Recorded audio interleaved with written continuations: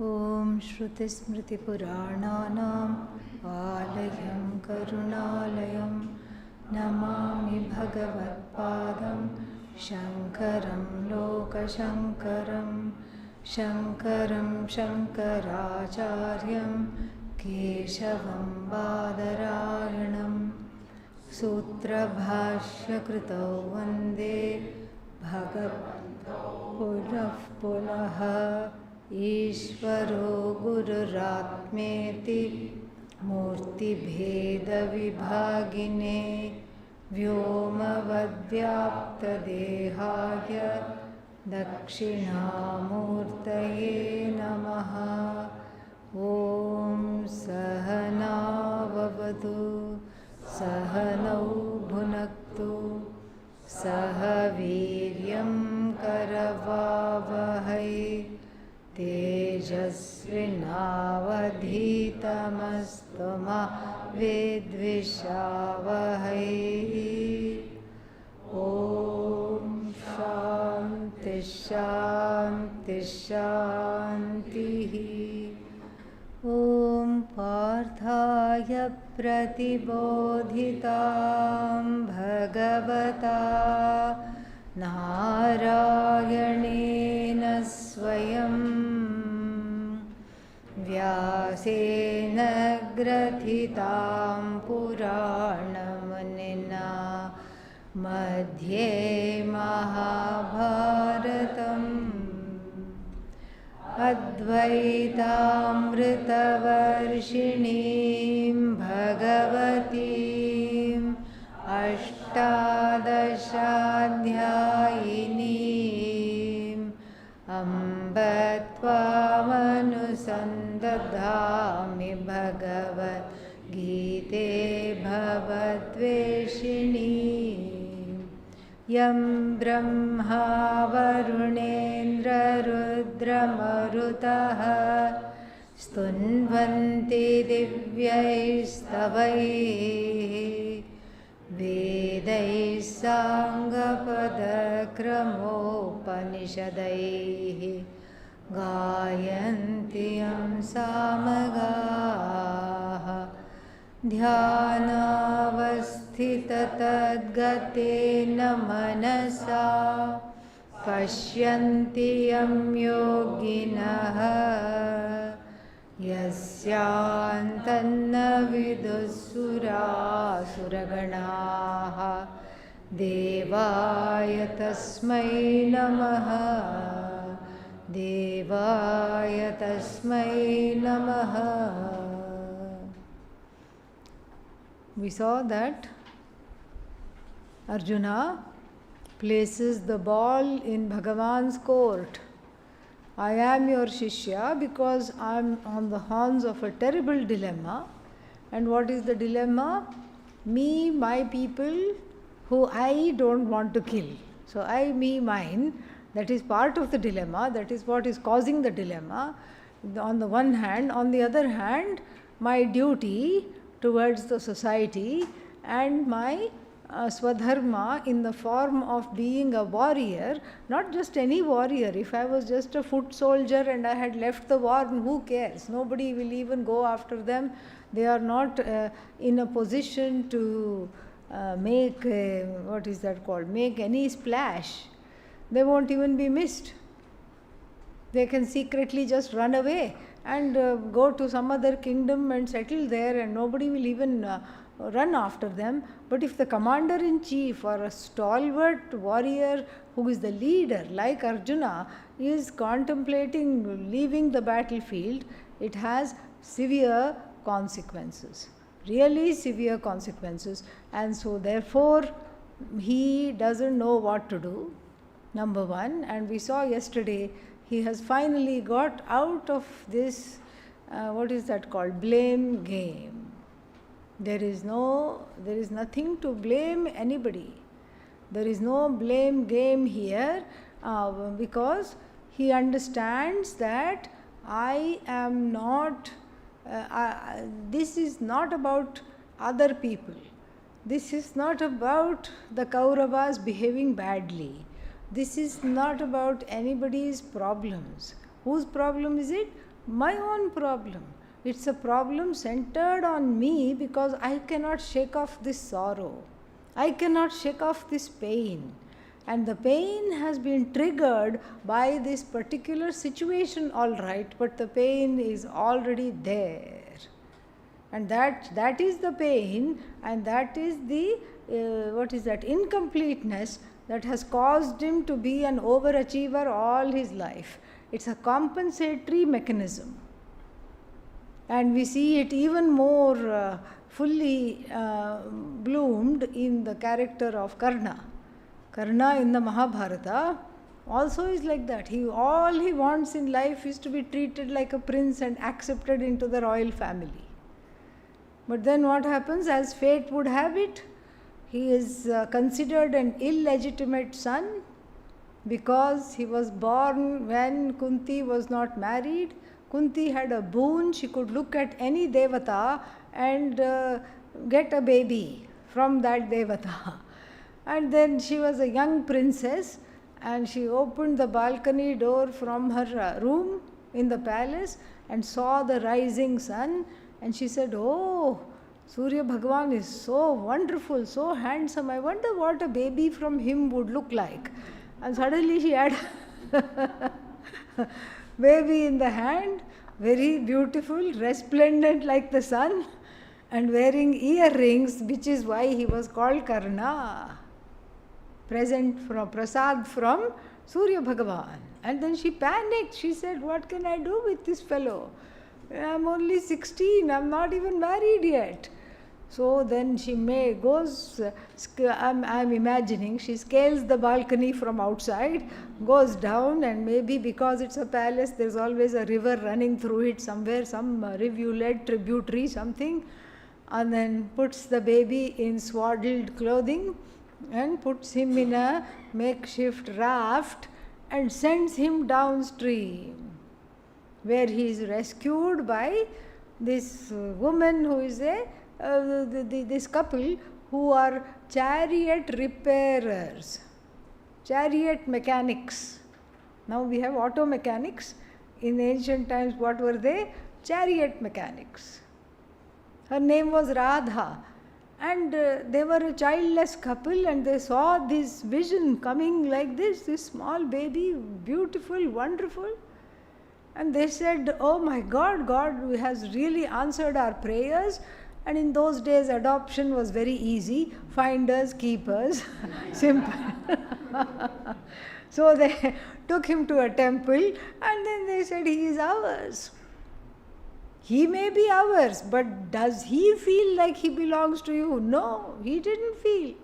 He was not at ease. Even though he may have loved his parents, he was not at ease being among other children of charioteers. There was a feeling of royalty in him. Part royalty, part devata. I mean, imagine. He was very much full of himself.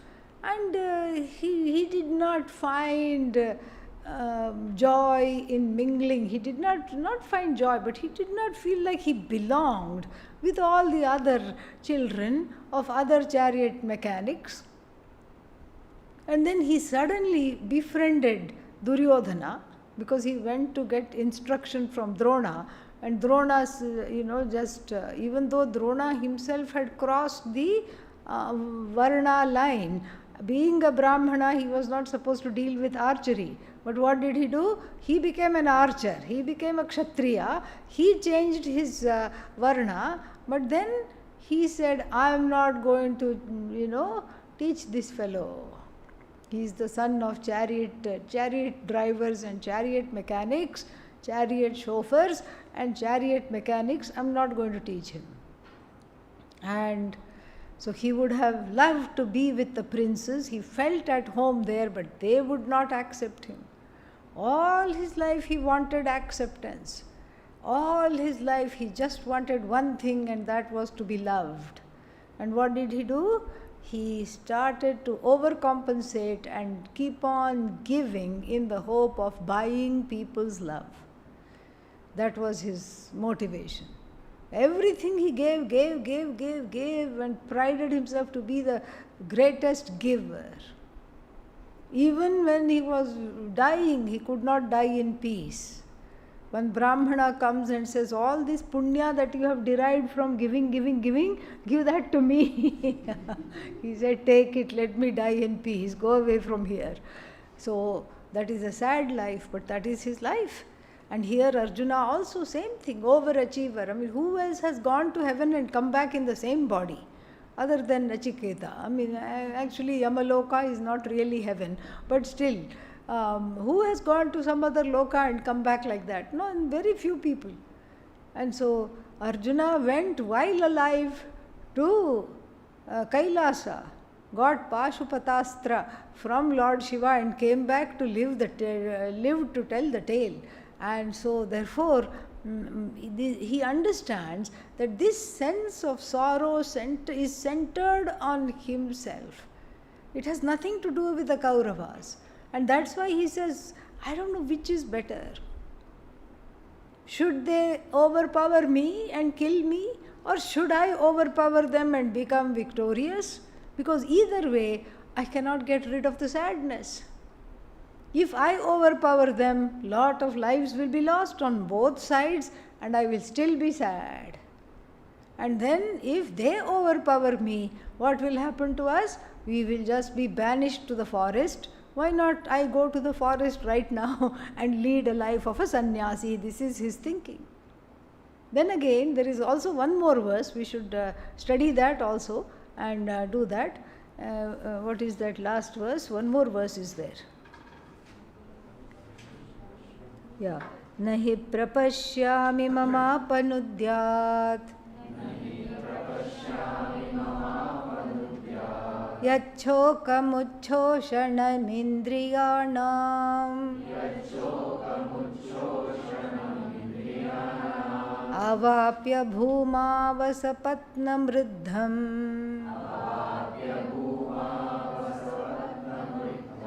Rajyam Suranamapi cha dhipatyam.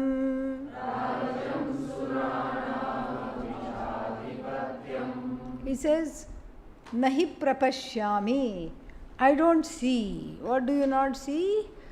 Yat shokam uchchoshanam indriyanam apanudyat. I don't see how this sorrow, which is dehydrating my whole body and my senses, it's a sorrow that I have cried out completely. It has dehydrated all my senses, meaning I am not seeing and thinking clearly. My karmendriyas are shaking, my jnanendriyas are not even there, and I am in a wretched state, terribly wretched state. And in this wretched state, I don't see how this deep sorrow centered on the I can be removed. Mama shokam uchchoshanam indriyanam, this kind of shokam that is sucking my senses dry, how will it apanudyat, how will it be removed? Apanodanam means removing, apanudyat, how will it get removed? I don't see. And then it's not going to be helped. Avapya, having gained, avapya bhumau, avapya, in the earth, having gained, bhumau, seventh case of bhumihi. So bhumau, in the earth, having gained, asapatnam riddham, rajyam, having gained what? Bhumau rajyam, having gained a kingdom. What kind of a kingdom? Asapatnam. Sapatnam means rivaled kingdom. Usually what happens? There will be a kingdom and then there will be other kings around. Other kingdoms will also be there. So if you have a kingdom and then other kingdoms are around, you can't rest at all. That Raja will be always vigilant and always worried. Some people will be eating like this from this side, some people will be eating like this from that side, some people will be doing border encroachment on this side, just like the map of India, So, same thing has been happening from so many decades. This side little bit eaten off, that side little bit eaten off. And then what is that? Some portions of Kashmir are just still contested. And when Americans and other people draw the map, they just cut off the whole of Kashmir. And the map of India looks very funny. And so here, thank God, the bottom half of the country is full of water. Otherwise, there also we have to worry. Somebody will come and keep nibbling. So in any kingdom, you can't rest. The Raja is a very stressed out fellow. He cannot rest in peace because somebody is just keeping on encroaching. Little bit, they'll just go like this, simple. This happens even in, when you buy a plot of land and you don't intend to build right then. So you just fence it, put one, what is that fellow's name? Chaukidar. How do you say it in English? Watchman, security. Yes, you keep one security, and then what? After that, you just put a fence, some kacha fence, some raw fence around it, and then you just go away because you are living abroad. You are an NRI. What's the meaning of NRI? Non-returning Indian. Okay, yeah. So, but anyhow, you have this as an investment. You think you will build, but you haven't yet built it, and it is there. Then you come back next year, suddenly it has become smaller. How does it become smaller? They have redrawn it. Who has? The neighbor on this side, the neighbor on that side, little bit here.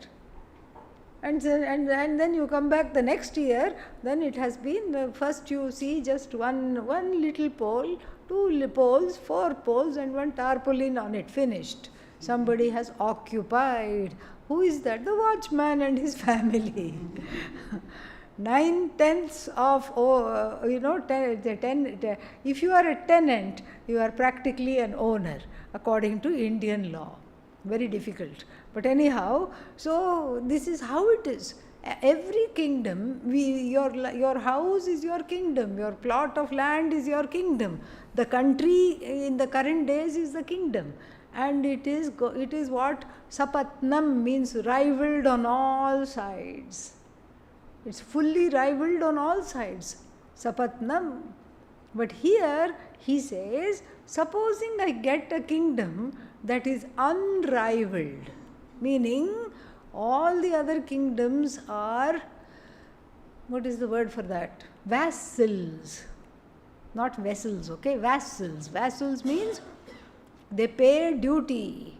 They pay some kind of a thing so that I don't attack them. In order to keep them as allies, they pay a duty in kind or in cash or something like that. Certain amount of they pay a certain tribute to this king. And so this is an unrivaled kingdom. They are not going to attack because they are all small. They want to be left in peace. They don't want to be hurting. They don't want to be fearful. And so they want to be left in peace. Then that is Avapya, having gained Asapatnam Rajyam, Riddham Rajyam. Riddham Rajyam. The word Rajyam has 3 or 4 adjectives. First is Asapatnam Rajyam, unrivaled kingdom. Second is Riddham Rajyam. Riddha means prosperous. All kinds of soil, mineral, what is that? Wealth, gems, and petroleum, that's also wealth. Tree wealth, timber wealth, and this kind of a rich kingdom, full of gold and all that. And then Asapatnam Riddham Suranam Rajyam. It's the kingdom of the celestials. You imagine how perfect it would be. Let's say somebody gave me an unrivaled celestial kingdom full of gold. Even then, this sorrow centered on I will not go. This is a big epiphany. This is a very important marker in his life. Because up till now he was roundly cursing all those people. He was cursing the Kauravas. The whole first chapter is, he has some nice Sanskrit 4-letter words. Lobhopahata chetasaha. Like this he calls them. He calls them all kinds of things. But now all that is gone. He says, nothing is going to make this sorrow go away. Even if I win, this sorrow is going to be there. If I lose, this sorrow is going to be there. If by some miracle, they hand me an unrivaled godly kingdom, like a kingdom of the gods, they hand me on a platter, unrivaled and full of riches, I don't know whether this sorrow can be removed by that. That's why Shishyasteham Shadhi Mam Tvam Prapannam. And then he says, Yat Shreyah Syat Nishchitam Bruhi Tat Me. Shreyas here, Shreyah has two meanings. One is that which is the best for me, Laukika meaning. That which is the best for me, please tell me. Shreyah Yat Syat Tad Bruhi. But then Shreyas also has another meaning. What is the meaning of Shreyas? Moksha. Shreyas means the most exalted end, the most exalted Purushartha. And what is that? Freedom from a life of becoming. Freedom from sorrow, freedom from pain, freedom from wanting this, that or the other. Freedom from discontentment centered on the self, freedom from constant striving, freedom from conflict, freedom from fear and sorrow. This is moksha. Shreyas means moksha. And if you don't choose moksha, what is the default choice? Prayers. Please pray for us. That's all it is. If you choose prayers, what you're saying is, pray for us. That's all. No other hope. So therefore, this prayas and shreyas here, we see that this shreyas has this double meaning here. And really speaking, we do not know what Arjuna meant. Which shreyas is he wanting? We don't know. We cannot ask him. And so, but we can see from Lord Krishna's answer how he takes that word Shreyas. Lord Krishna does not take it in the Laukika or the mundane or the everyday meaning. He takes it spiritually because he answers the question at that level. He answers him at that level, and so Shreyas here, the most exalted end. If I seek the most exalted end, Arjuna appears to be saying, what will happen? All the other dead ends will fall away. My whole life has been a detour. You see, you go somewhere and somebody says, where are you going? Oh, you are going to here. Don't worry, I will give you a shortcut. Take the left here and go from there. Oh, are you sure? Because the Google is not showing this. No, trust me. Go here. And you go there, and then it says detour, dead end. What do you have to do? Come back. Then now you are properly lost because you have taken this road. And then after that you take the next road. There also what does it say? Dead end. Come back. Detour. Make a U-turn. Make a U-turn. Make a U-turn. Why? Because I'm not getting the getting hang of the road that I want. I'm not joining the road I want. I'm not joining the road to my destination. If the destination is moksha, the road should be jnanam. The vehicle should be dharma. Or the road should be dharma, the vehicle should be jnanam, either way. If that is my destination. But then I have had so many false starts in life. Every jiva can say that. Tried this, didn't work out. Tried that, didn't work out. Tried one more thing, did not work out. Everything hanging half. I became jack of all trades. And then I entered Vedanta Shastra. Tried that. How shall we end it? Worked out. Finally, Shreyas. If Vedanta also doesn't work out, where will we go? Yeah. Swamis don't want to be unemployed, okay? Yeah. So, so therefore, Arjuna's life, seen from outside, seems like a perfect life. He has it all. A wonderful family, wonderful children, and a great life, a life of a stalwart leader, everything. Nothing is lacking, you will see, if you look at him from the outside. But he knows inside that his life is not okay. And why is it not okay? Because he suffers from a sense of inadequacy centered on himself. Self-inadequacy, self-critique, self-judgment, self-loath. All this is just different ways of expressing this ajnanam. And he has tried everything. He tried to stop the war. How many times he tried to stop the war? He was fawning all over Duryodhana trying to stop the war. Invited him for tea many times. Duryodhana drank the tea, ate the biscuit, and then said, see you in the battlefield. Ingrate. Yeah. He was that kind of a fellow. And so there was no hope. And so therefore he has come into this terrible quandary out of which he doesn't know how to come out. And therefore he says, whatever is the best, tell me that. Or he says, whatever is the most exalted end, tell me that. Either way you can take it. Prayas means pleasant. And the whole life after life goes in the search of the pleasant. And what is wrong with the pleasant? The pleasant is short-lived.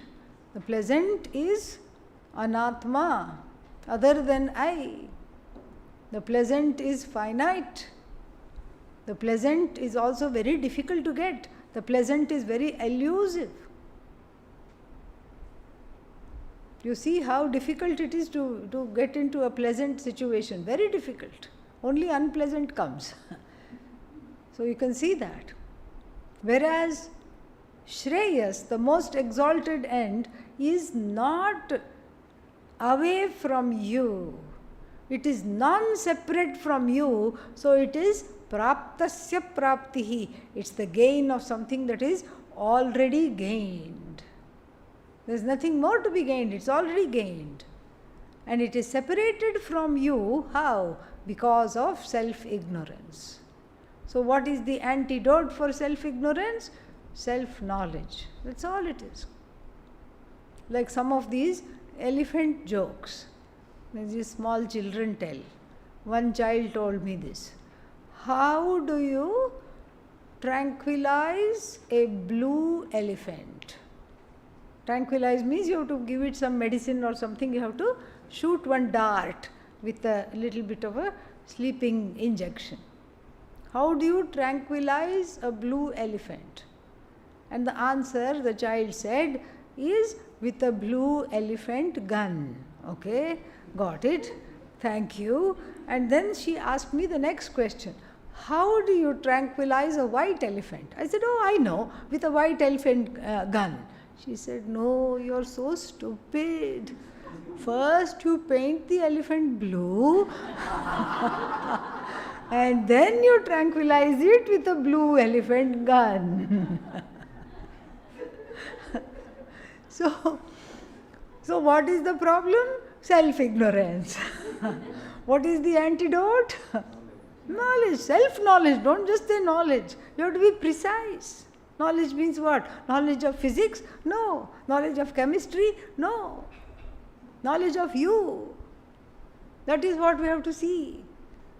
So it's a very easy antidote. But not knowing this, not knowing I am Shreyas and I am wanting this and it is separated from me by ignorance, I keep looking and searching for the pleasant. And who is it that is searching for the pleasant? The most pleasant one is searching for the pleasant. Missing oneself completely, I go and dabble in the realm of the anatma and then get caught there. This is what is preyas. But here, since Shreyas is asked for, then what happens? The Bhagavan teaches as though it is, that is what he is asking. Very beautiful. And then now we come back to Sanjaya, who makes a comment. What does he say? Let us see. Sanjaya uvacha evam uktva hrishikesham budakeshah parantapah nayotsya iti govindam uktva tushnim babhuvah. So, evam uktva means having said all these words, not just the ones we studied yesterday and today, but all the words from the first chapter also we have to take. Having uttered all these words, what happened to him? He got tired, he was spent, exhausted, because he was hopeless. And when all this hopeless talk, you keep talking hopelessly, then naturally you feel exhausted, and he was exhausted. Slipped further down into the chariot, and then what did he say? Na yotsye, I will not fight. I am not going to fight, I will not fight. Iti Govindam uktva. Saying this to Govinda. Who is Govinda? Krishna. Why is he called Govinda? Gobhihi vindate yaha. The one who is found through the words of the Shastra, whose nature is found, understood through the words of the Shastra. In fact, that is true because we understand Ishvara through how? Is revealed through the Shastra. And so, Gobhihi vindate anena yaha, like this, Govinda. Vindate means found through, discovered through. Govindam iti uktva. So, tushnim babhuvaha. Ha means a long time ago. Tushnim babhuva. And Arjuna was no wallflower. He was not an introvert. He was social and a chatty fellow. And then what did he do? He slipped into the silence of depression, despondency. He slipped into the silence of despondency and despair. And the last words he said was, Nayotsye. The A is elided because of the E follows. So therefore, Nayotsye. And then, Eva Muktva, having said all this, unto whom? Hrishikesham. Yeah. It's not Rishikesh. Okay, what is it? Hrishikesha. People think Rishikesh, the matted locks of the Rishi, that is what this town is named after. No. Rishika. Rishikanam Indraha. Rishikaha means sense organs. The master of the sense organs is called Hrishikeshaha. Hrishikeshaha. Hrishikesham evam uktva hu Gudakeshaha. What is Gudakeshaha? Gudakayaha Ishaha. Gudaka means the goddess of sleep is called Gudaka. And Arjuna had mastered sleep. He could even sleep standing up. He would say, okay, I'm going to have a power nap standing on one leg against a wall. And that's what he would do. So he had mastered sleep. He could stay up one week in a row, night and day, and nothing would happen to him. And so therefore he earned the epithet of Gudakayaha Ishaha, sixth Tatpurusha Samasa, kind of a sixth case compound. Gudakayaha Ishaha Gudakeshaha. So evam Hrishikesham Gudakeshaha Uktva. And what did he do? Slipped further down into the chariot, sat down or lay down in the chariot and declared Gudakeshaha Parantapaha. Parantapaha means Paran Tapayati iti Parantapaha, the one, the scorcher of enemies, the scorcher of foes. But here it's sarcastically used by Sanjaya. He is not scorching anybody. He is just marinated in his own grief. He is not scorching anybody. So the one who was the scorcher of foes is in a bad situation, and what does he say?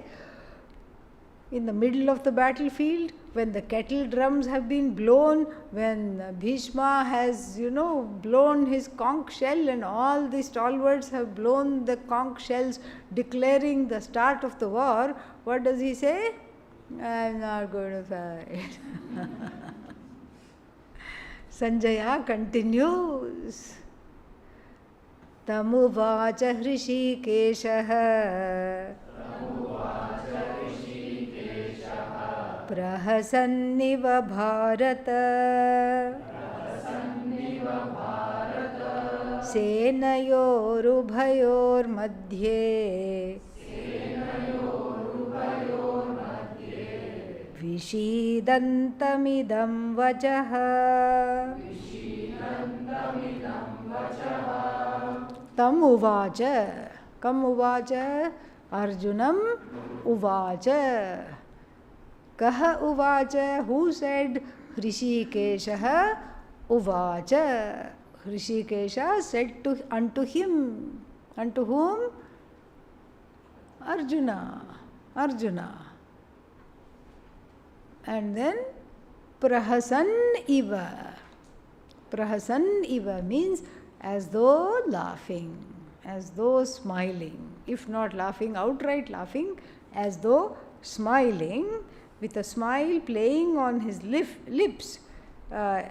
He said, and here Bharata is usually used for Arjuna, but here it is used for Dhritarashtra, because he is the head of the Bharata clan.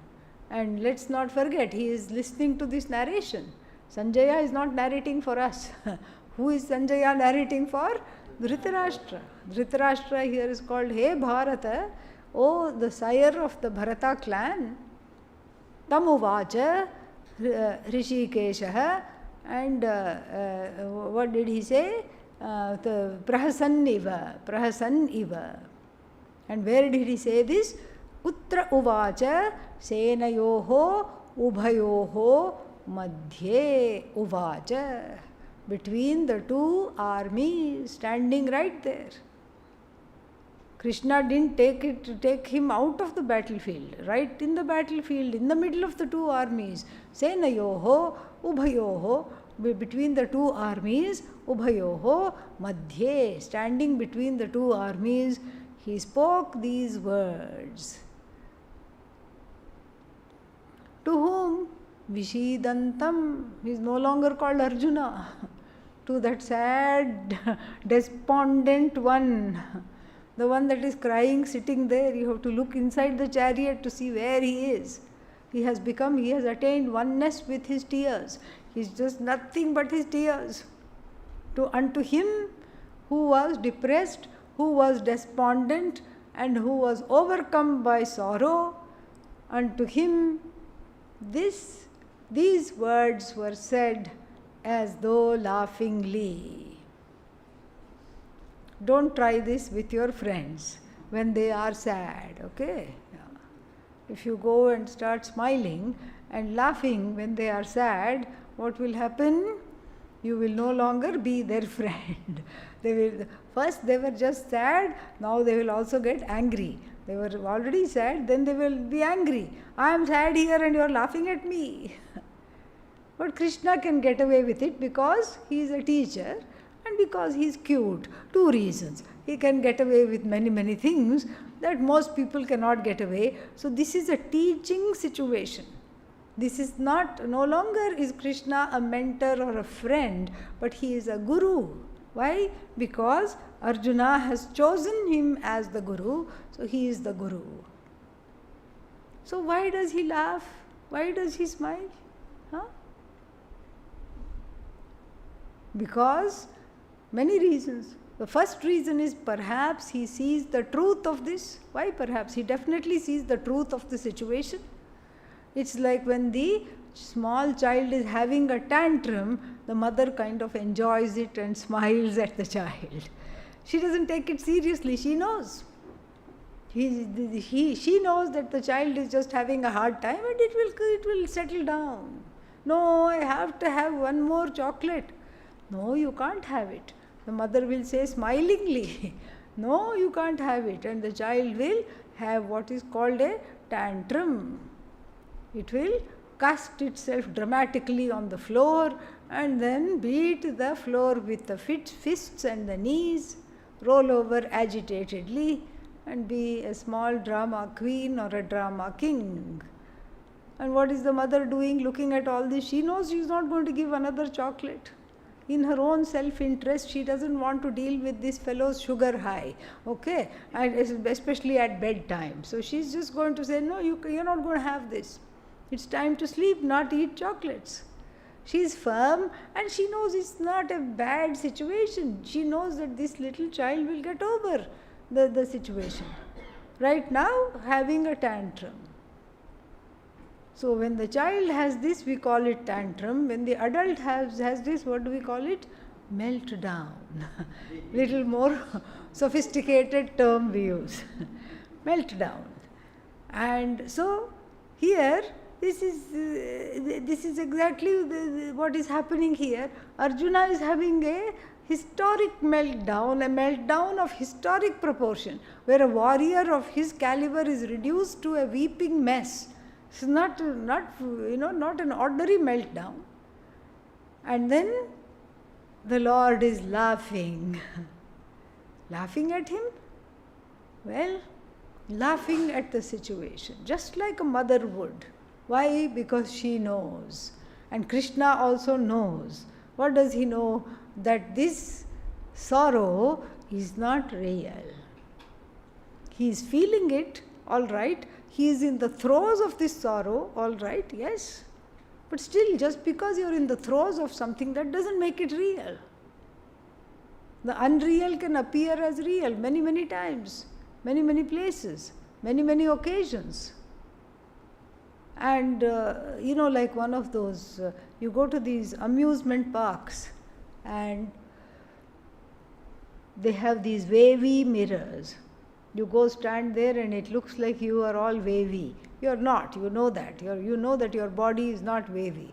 Another mirror is concave and you go stand in front of it and suddenly without doing anything you are upside down. And then another one is convex. You look much bigger than your body is. And so all this whole situation is like these crazy mirrors at an amusement park. They are reflecting something that is not really there. In regard to the amusement park, that's what the mirrors are for, amusement.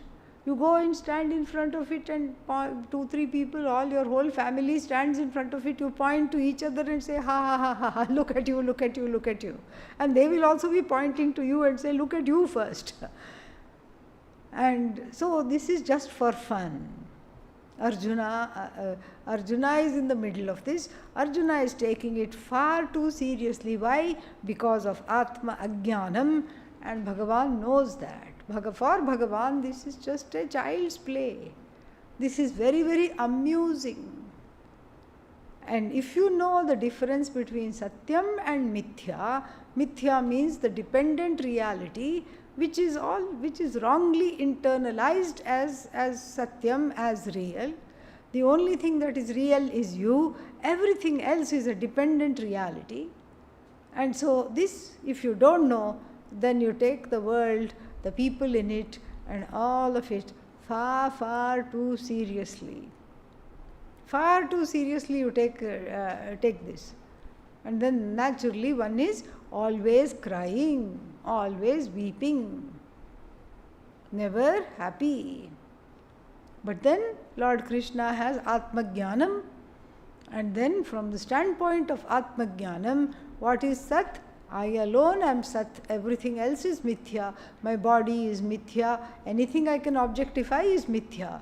My body is Mithya, my mind is Mithya, my fears are Mithya, my tears are Mithya, my possessions are Mithya, my buddhi is Mithya, everything is Mithya.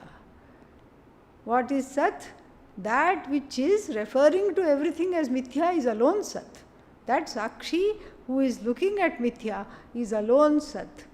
Lord Krishna knows this, Arjuna doesn't know this, and therefore that is the first reason he smiles.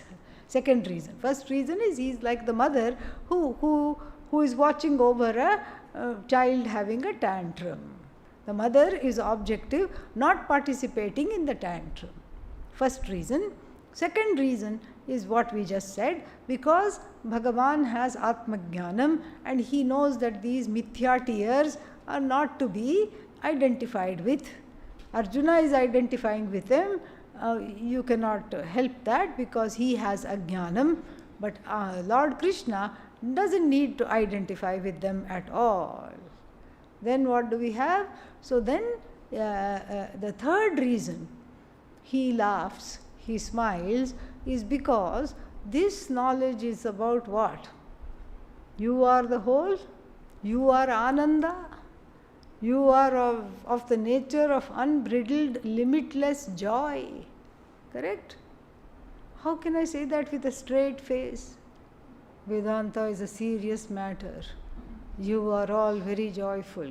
Okay. Yeah. How can you say that? How can you even communicate that? In order to communicate that, the one who has this knowledge is just always cheerful, always joyful. That's what we see in the being of Lord Krishna, not affected by anything. Oh, you have to come kill a demon. No problem, cool, chill. I'm on it, don't worry. Oh, some terrible people have been tyrannized. Don't worry, it's okay. Even when he was a baby, he was very chill. Lots of butter has gone from my home. Not my problem. I don't know who ate it.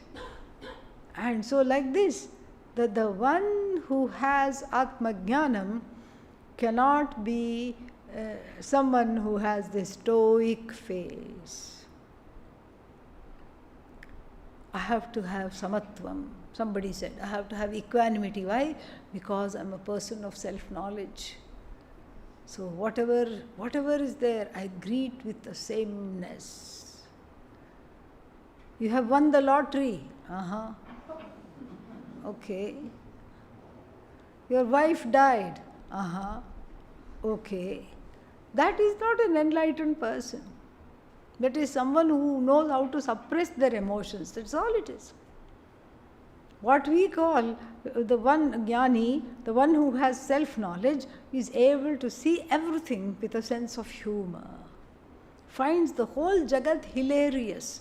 That's why it does not need cable television. Because every jiva is a reality show. It's hilarious.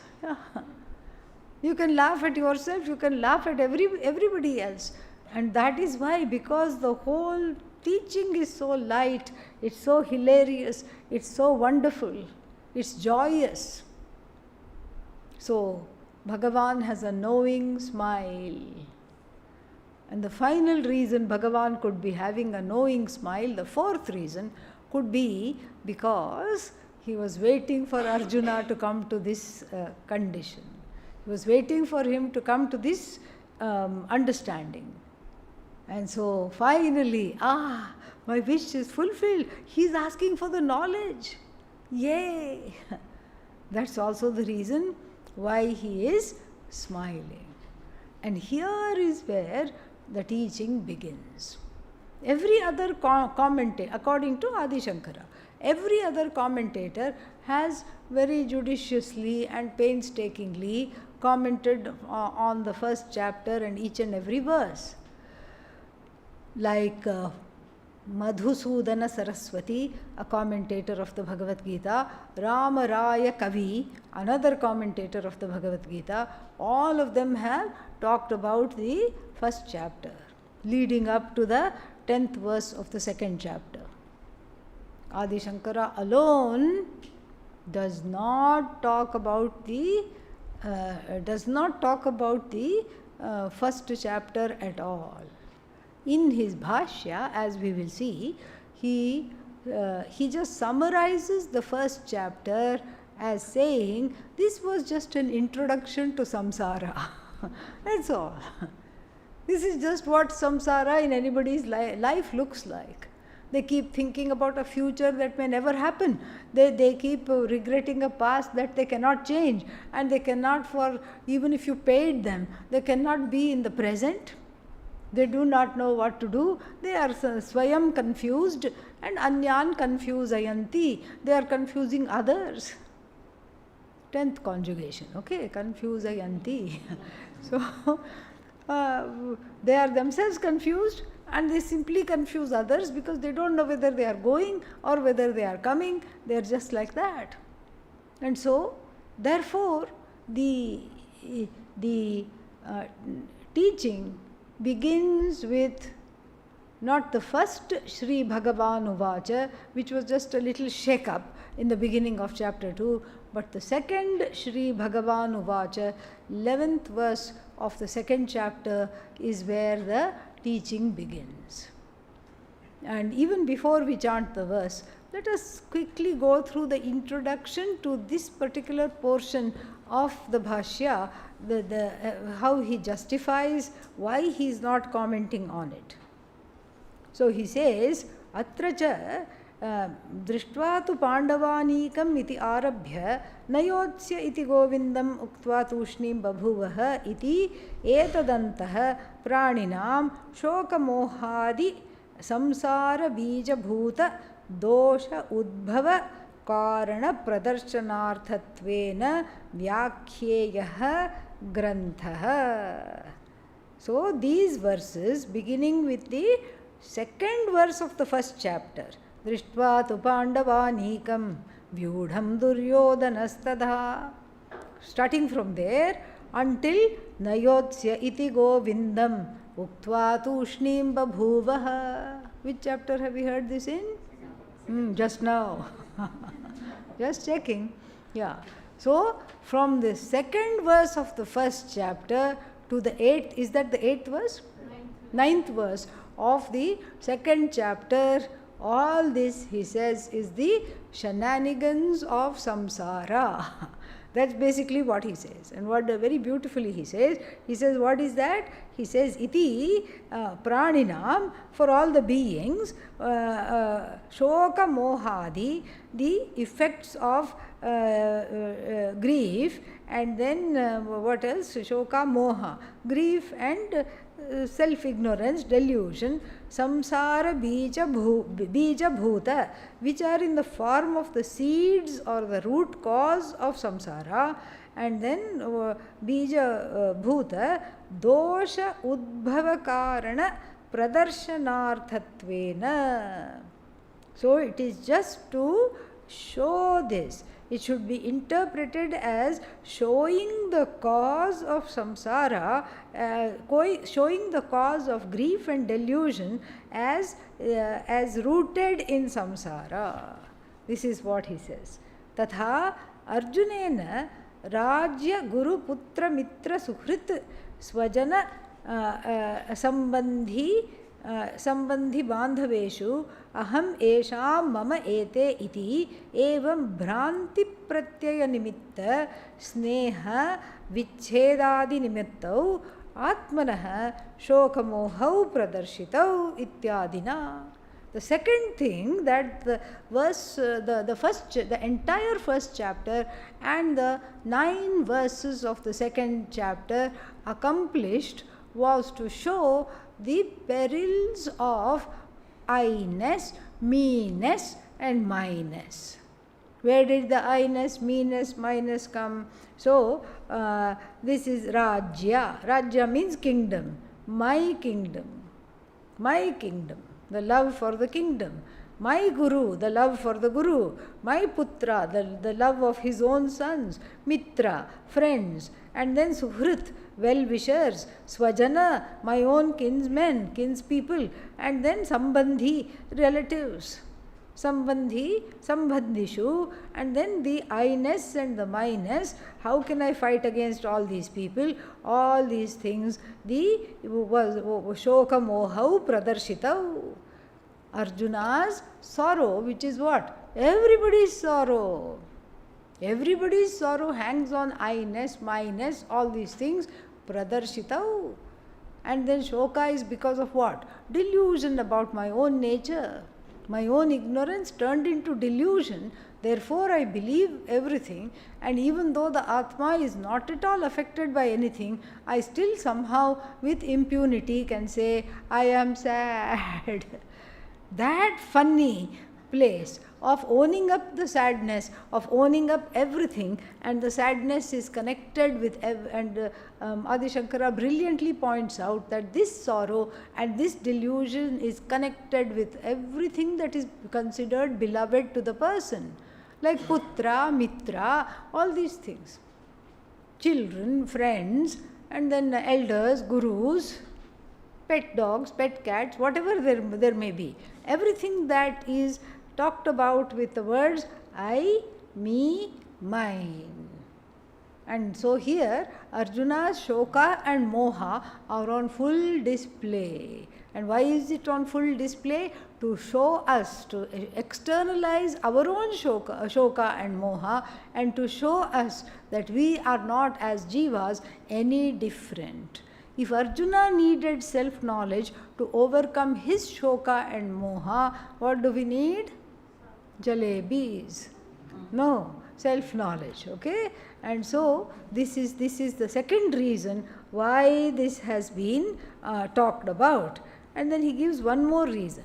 Shoka mohabhyam hi abhibhuta viveka vijnanah swatah eva kshatra dharme yuddhe pravrittopi san tasmad yuddhad upararama paradharmam cha bhiksha jivanadikam kartum pravavritte tatha cha sarva praninam shoka mohadi doshavishta chetasam स्वभावतः एव स्वधर्म परित्याग प्रतिषिद्ध सेवा च स्यात्. The other reason Arjuna's story is on display, Adi Shankara says, is so that we see what happens when somebody is avishta, means under the spell of Shoka and Moha.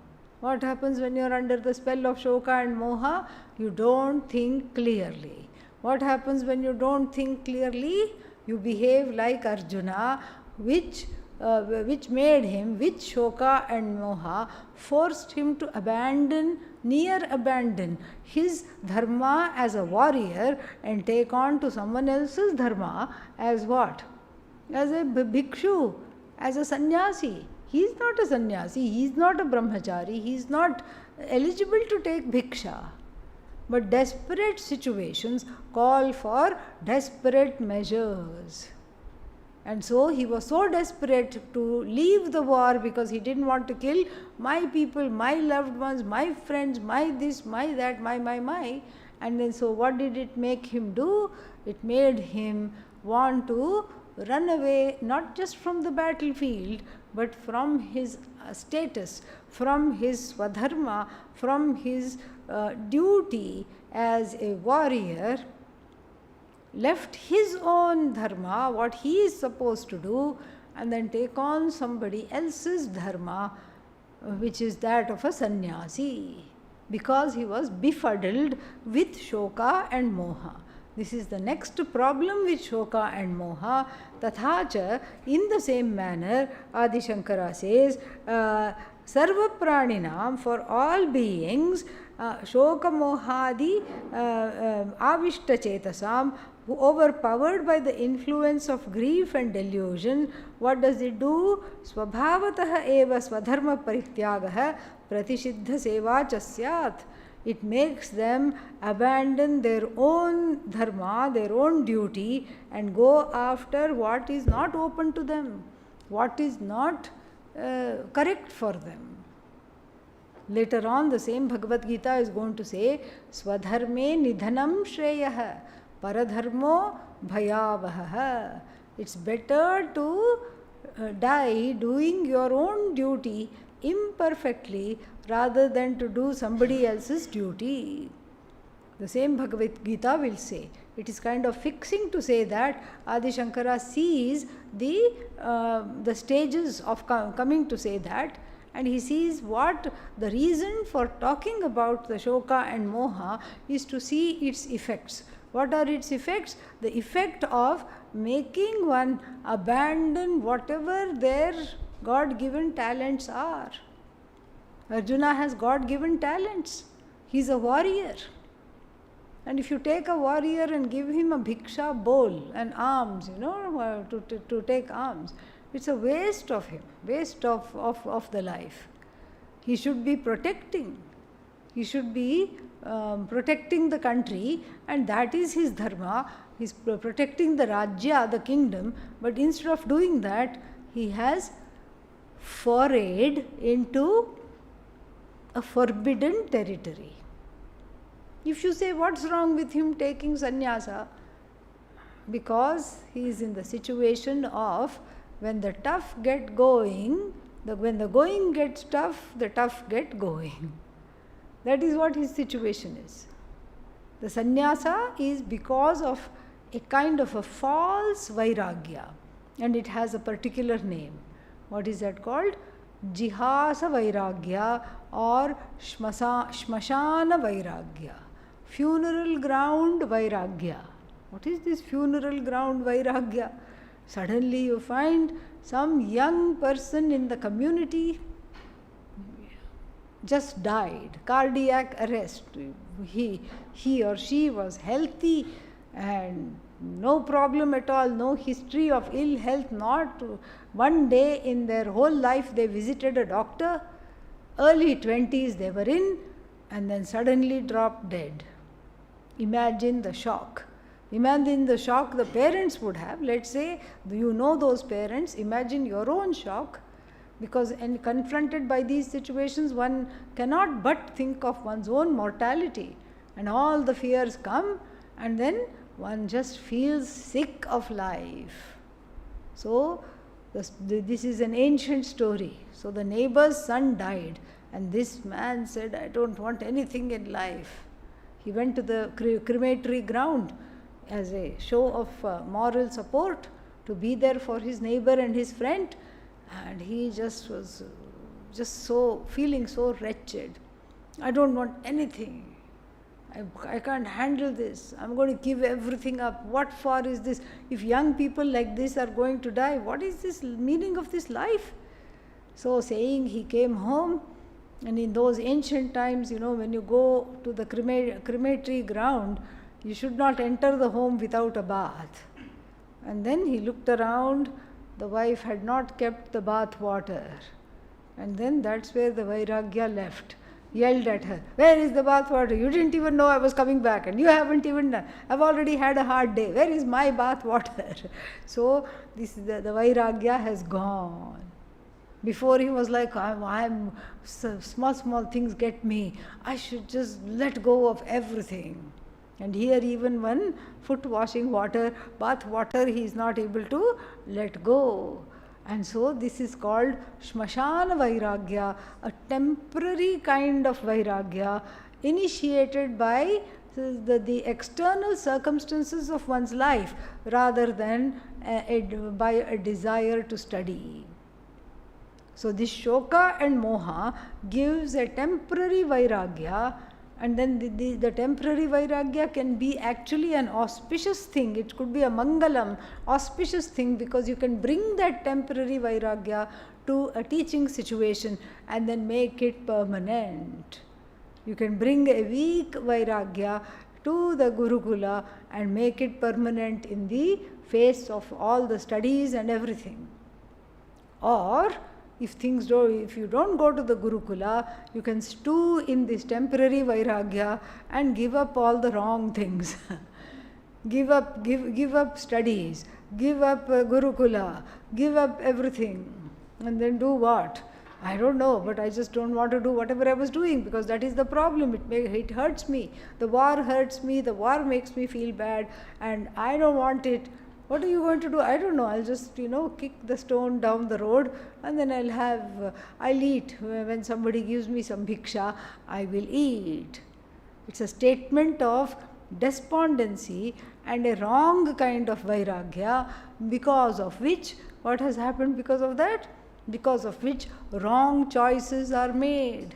If you are not in the Vaidika dharma, if you are not doing what you are supposed to do, what will you do? What you are not supposed to do. And Arjuna was saved from being on the brink of what you are not supposed to do.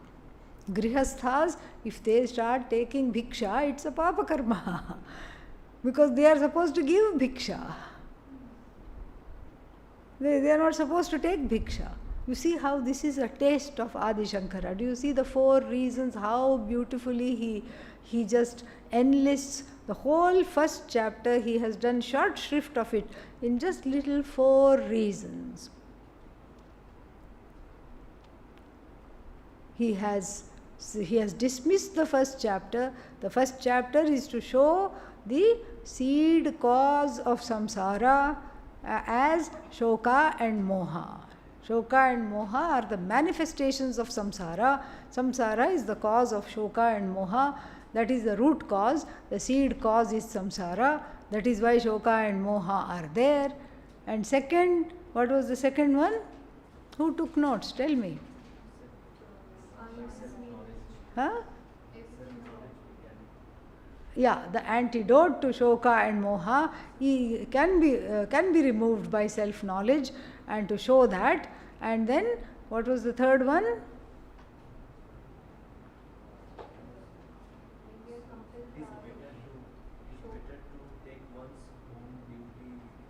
Yeah, no, that was the last one. There's one more in the middle missing. Sudden test at the end of class, sudden quiz. Avishta, overpowered. Avishta, overpowered. Sudden test at the end of the class, sudden quiz. Oh no. So we will summarize this so that it is very clear. Okay. So the first reason we have already seen, to show samsara in all its, we can't say glory, in all its gori. Okay. And second is, what is the cause of samsara? Shoka and moha. How does this shoka moha manifest? Through words such as I, me, mine, my guru, my kingdom, my friends, my children, my friends, my well-wishers, my relatives. So this is me, mine. So Arjuna keeps saying, this is mine. How can I kill all these people, my kinsmen, all these things? It's the demonstration of his own grief and demonstration of his own helplessness. And then 2 other things. One is that you in times of great delusion and sorrow, one becomes despondent enough to give up what one is supposed to do. And the last one, when one gives up what is one supposed to do, what does one do? What is one not supposed to do? Very beautifully he summarizes. More we'll see tomorrow. Om Purnamadah Purnamidam Purnat Purnamudachyate Purnasya Purnamadaya Purnameva Vashishyate. Om Shanti Shanti Shanti. Harihi Om Shri Gurubhyo Namaha Harihi